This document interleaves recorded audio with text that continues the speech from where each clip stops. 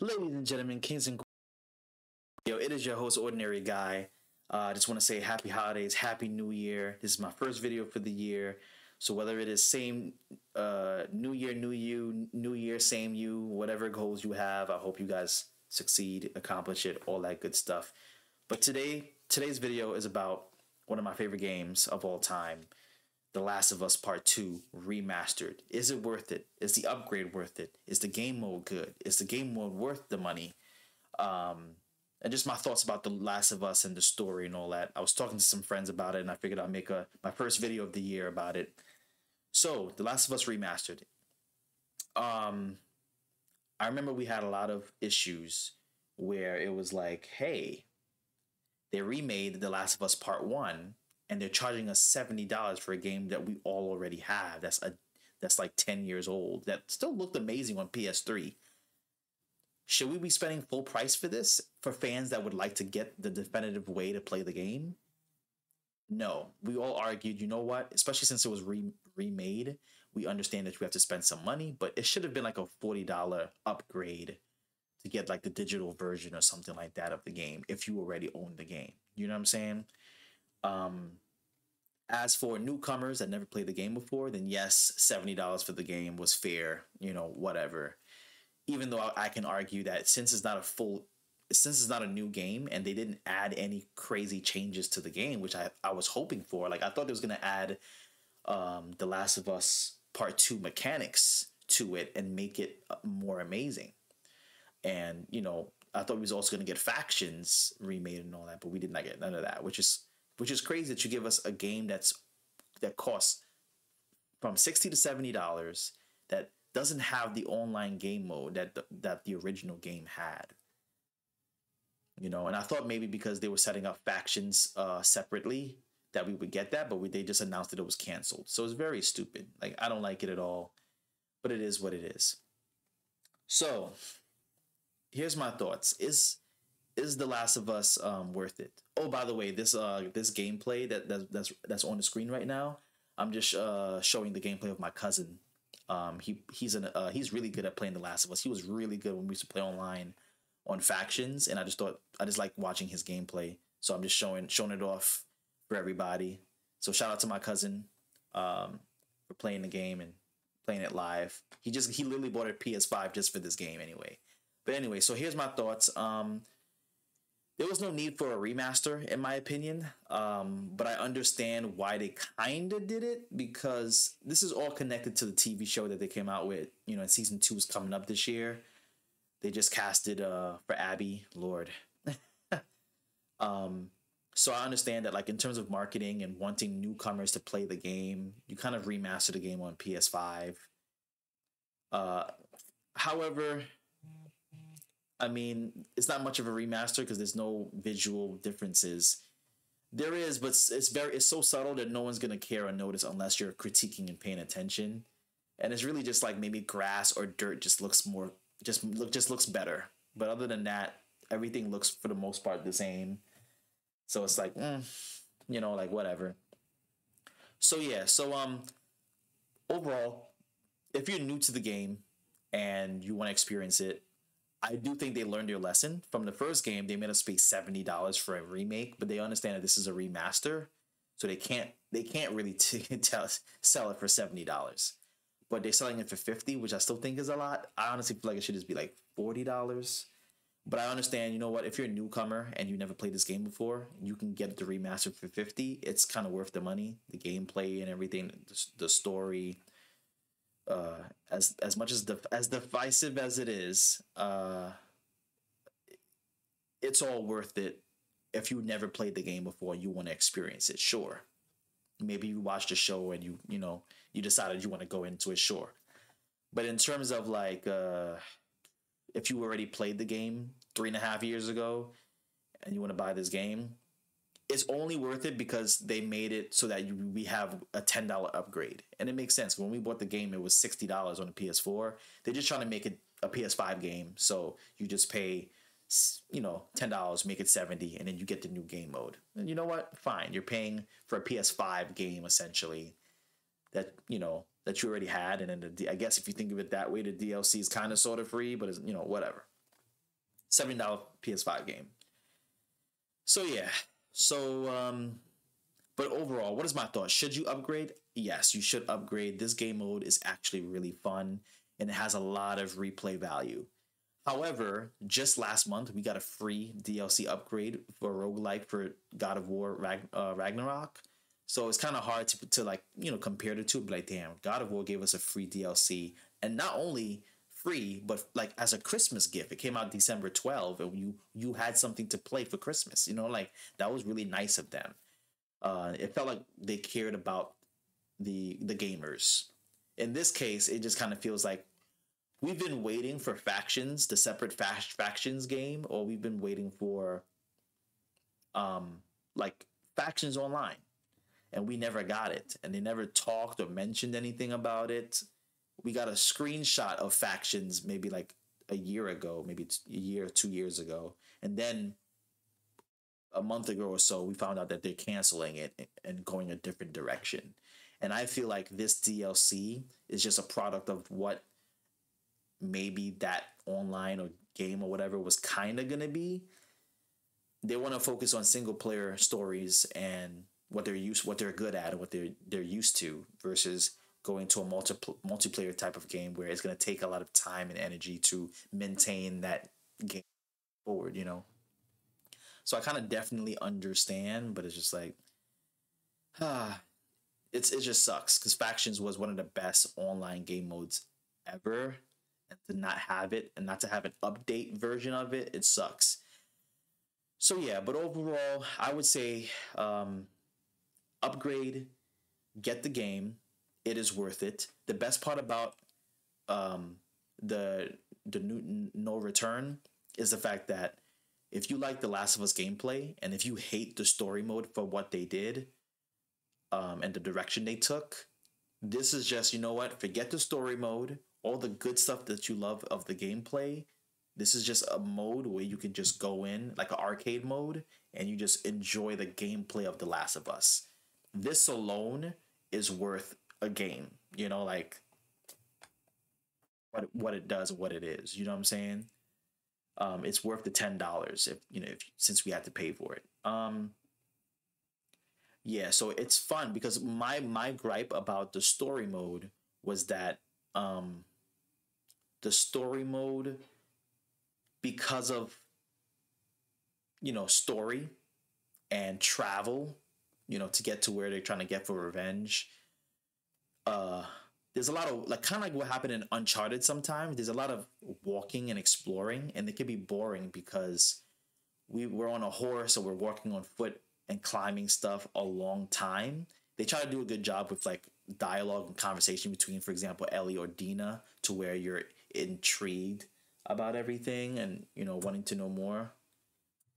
But in reality, it's like it's boring. For me personally, I'm not a fan of crazy big open world games because a lot of times I feel like I'm spending most of my time running, walking, climbing, and there's no reward for it.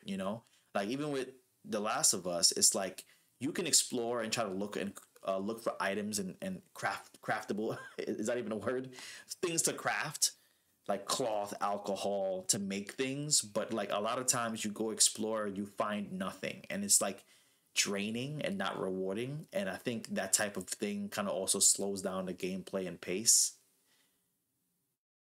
So it's like uh that part of the game I don't like. But when it's time to like actually enjoy and play the gameplay parts, it's fun.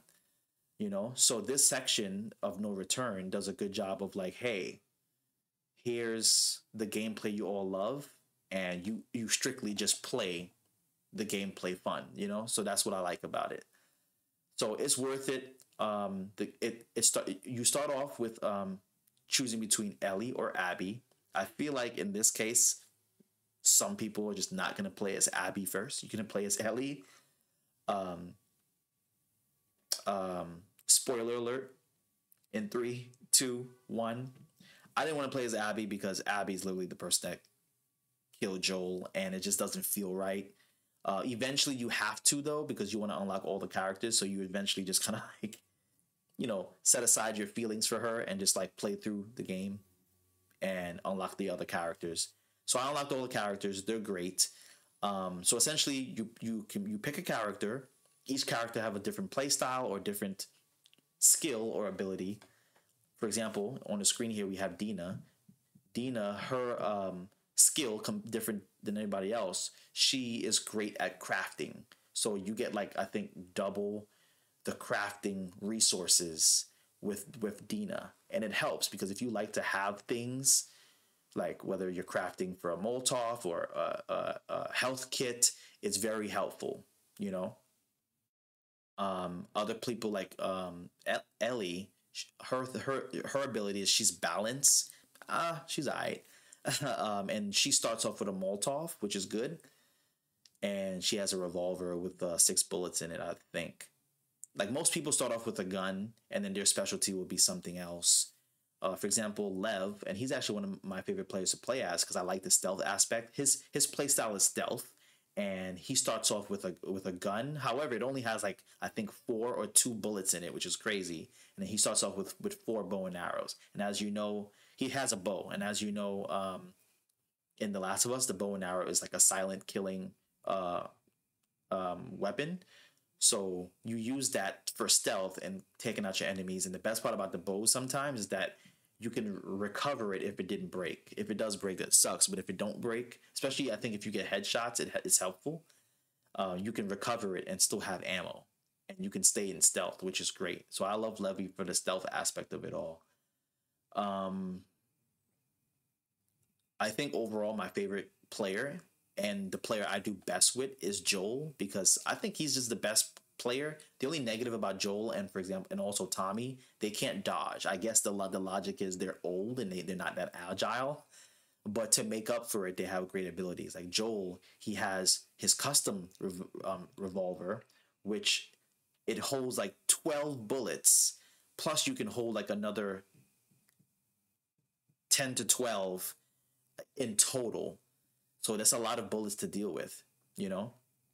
And then he comes with a second handgun holster. So you don't have to like go in your bag for the second gun if you run out of bullets. And he comes with a melee weapon that's upgraded already with 3 pretty much one hit kills. So you can hit somebody, one hit, boom, they're dead. You have 2 more, and then it eventually breaks. But starting off with 1 is amazing. And then he also has the shift abilities, and he starts with a shift. So if a clicker grab you, which is normally like a death, you can just shift them, and then you can survive. Sometimes they die, but if they're like an armored clicker, you might have to hit them twice. It might take 2 shifts, but it's very useful. And it's also very useful for faster silent kills because a lot of times you're choking the person out and you're there for a minute, then somebody else could spot you. But with a shift, you can just kind of like stab, and then you go on your way and you hide, to make silent killing faster. So yeah, it's good. And so essentially the way how it's made, it's not like I won't consider it like a traditional roguelite type of game. It's more of like a level-based game where you have a certain path and you can choose what kind of game you want to play in each level. There's 6 levels in total. The first and then the 6th level is normally a boss battle. To my knowledge, the boss battle was a bloater in the arcade that you play as you fight as Ellie in the story mode. But then come to find out, I finally beat the bloater, and there's like 5 to 6 other boss battles and different types of boss battles that you have to come across. So I'm just like, wow, that's awesome. So this game mode gives a lot of replayability for you to go back and be like, oh, I beat the boss with Joel, which I did. Now let's play with Ellie and see if I can beat this second boss to try, So I love that about the game. I've heard or seen a lot of videos lately talking about the remaster and talking about the story. My thoughts about the story of The Last of Us, overall, taking your feelings out of it, it's an amazing story. This guy's just running around a car in the gameplay, but it's an amazing story that is fun. But I also heard some people say that the story is honestly not really new and basic. And you know what? I also agree with that because it's really just here's someone you love, and we all loved because we play as him in the first game. Spoiler alert: 3, 2, 1, gets killed, and then they did it on purpose because they wanted you to feel that emotion and feel that anger along with Ellie and wanted revenge also. But I felt like what it did for most people is make people not want to play the game, period. Because in the first game, Joel is the guy. Joel is that guy. Joel is the guy that you bonded with, and you were Joel yourself. So it just felt disrespectful. Because you know what it is? If it was just a movie, like let's say the Last of Us Part 2, Season 2, they did this in the story. It's different because it's just a story and you're watching. But they I think they failed to realize that like when it comes to video games and gameplay, we want to play something like we enjoy and value characters. And I don't think people have a problem with how Joel died. I mean, Joel dying, we had a problem with how soon he died, and we have a problem with how disrespectful it was that he died without like some type of, hey, you get to play as Joel for 10 hours or halfway through the game of some sort of, like we get to experience, because the reason why we love The Last of Us is, and the story is really mainly because the core value of Ellie and Joel's connection and relationship together. We've been with them for forever in the first game, So it makes sense that after waiting almost 7 years for the next game, we wanted to enjoy that relationship again, the best part of the game. And essentially story-wise, and just the fact that we have to play as these characters and we have a bond because of that, and it's different than watching a movie. If it was a movie, it would have been different, and I think it would have been okay. But because it's a game where we want to play as a valued and lovable character, you can't just take what we love most about the game and we just want to experience again in a newer next-gen console and just kill off a character that we love because we were looking forward to playing as that character. But instead, for story and awards, you just did it for story plot. But it's like, that's not what we want. And then in the end, you try to make up for it by giving us flashbacks to play as Joel and have that relationship with Joel and Ellie. I just feel like that was just kind of like, it just wasn't enough. Not to mention, it felt also disrespectful because it was like, we played as the killer. We played as Abby, the killer of Joel in the very beginning. And we were like, at first I was like, oh wow, Abby, she seemed cool. She seemed athletic. She seemed like a decent character that I like so far, And then to find out she's the one that kills Joel, it's like how dare you make me play as this person? What the heck? And it just felt like not cool. You know what I'm saying? How dare you make me play as this person? And then after that, you play as Ellie trying to get revenge. And in my perspective, playing as Ellie in almost the first half of the game, like the first maybe 14 to 15 hours of the game, a masterpiece. You hated what happened to Joel, but it was a masterpiece. But then they flipped the coin and try to make you play as Abby. And I think they tried to make her likable by petting animals, petting the dogs, and showing that she's human and actually a good person. She just was mad that, her dad was killed by Joel by accident or, well, on purpose, I guess. And she just wanted revenge. You know what I'm saying? And it was kind of like, I don't care. I think that if they had did more for us to bond with Abby and enjoy her character, like let's say five hours in, you have a relationship with Abby somehow, like maybe something where she became friends with Ellie, genuinely, and they protected each other in some cases and they were cool and whatever. Or even if she doesn't have a relationship with Ellie, just some type of situation where she was likable first and then she killed Joel, where you're like conflicted, then maybe. But the fact that she's a new character we don't know, she kills Joel, and then you're like, oh my God, what the heck? What the heck is going on, And then it's just kind of like, And then on top of all of that, they disrespect you by giving you another situation where you could you have to play as her, and you play as her for another half of the game because they want you to see what it's like being her, and it's kind of like you already messed it up. It's kind of like when you when you on a date with a girl, and it's like the girl do something stupid to like as her first impression, and it's kind of like, well, I don't want to date this girl anymore. Like, yes, we shouldn't be canceling people that early. Like, maybe you still give them a chance and see if maybe they just made a mistake or whatever. But it's just one of those things where if the girl seems snobby or she's doing something wrong and you're like, what the hell, it's just kind of like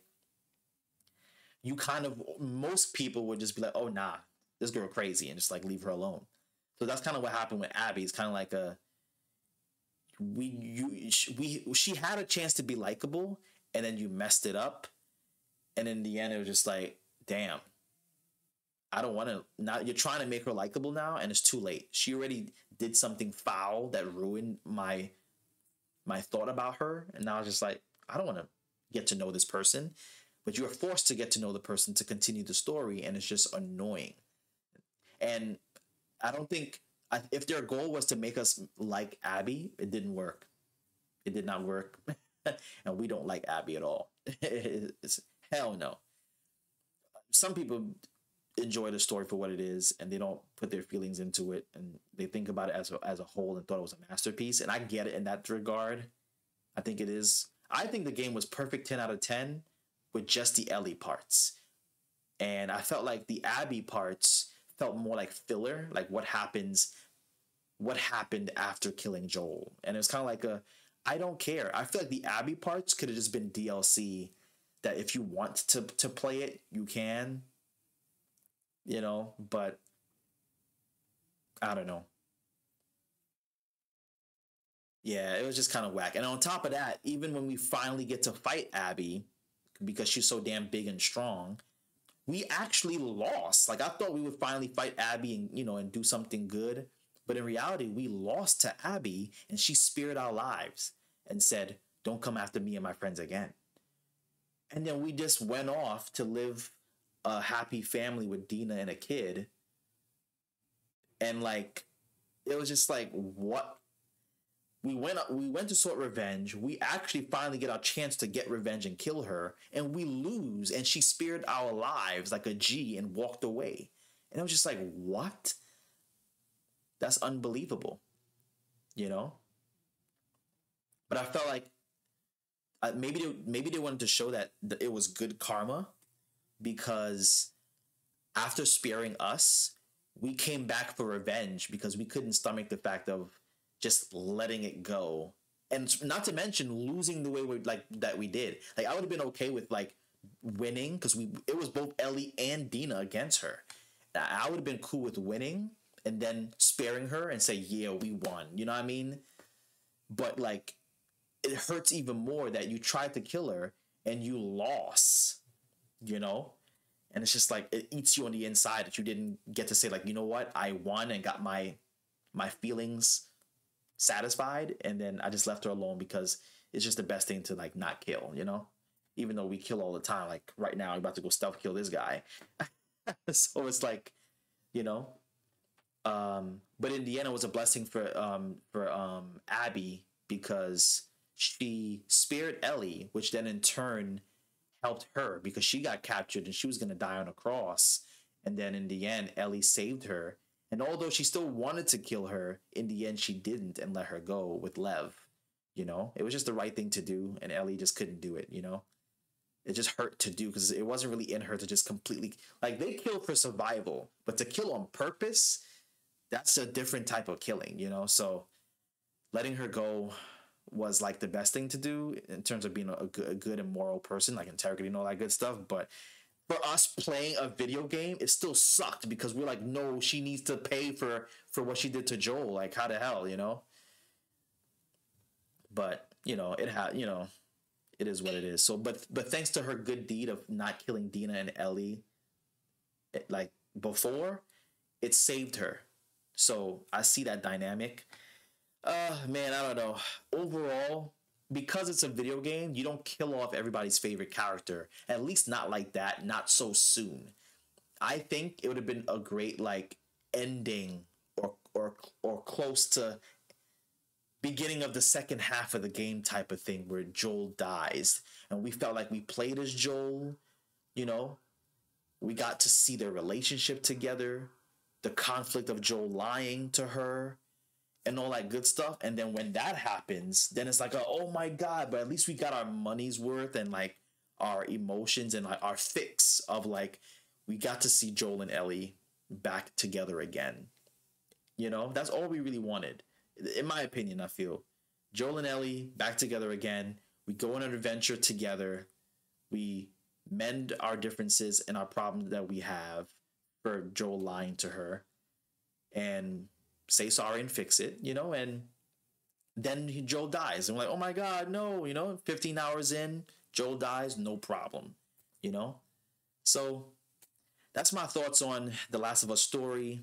And in terms of like no return game mode, it is great. Like I said, it has 6 levels, and essentially you have to go through each level, and then each level has a certain like game mode, whether it is assault or holdout.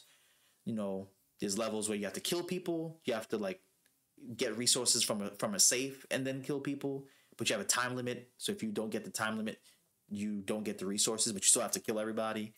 Then you get to fight infected and all the different wolf, Seraphites, military, whatever it is.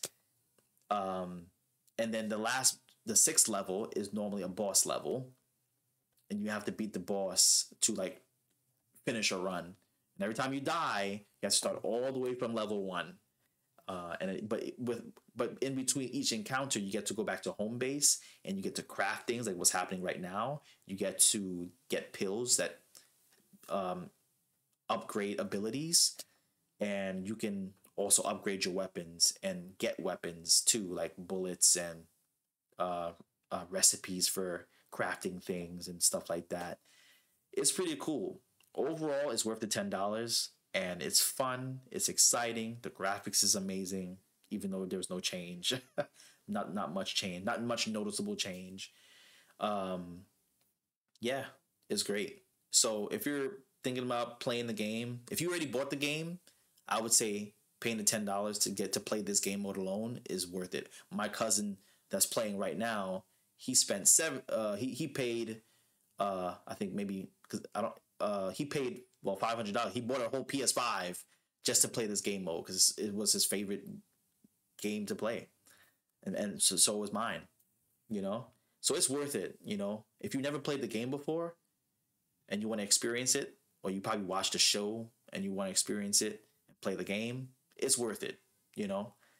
But be prepared because you may or may not like what happens to some of the characters in here. It's just crazy. But yes, this is just my thoughts and my little rant about The Last of Us Remastered. Thank you guys for listening. Thank you guys for tuning in. I would love to hear your comments about the game. What you think about No Return, what you think about the story of the game. And I would love to chat with you guys and hear your thoughts and opinions. But yeah, thank you guys for tuning in. And until next time, I'll see you in the next video. Deuces.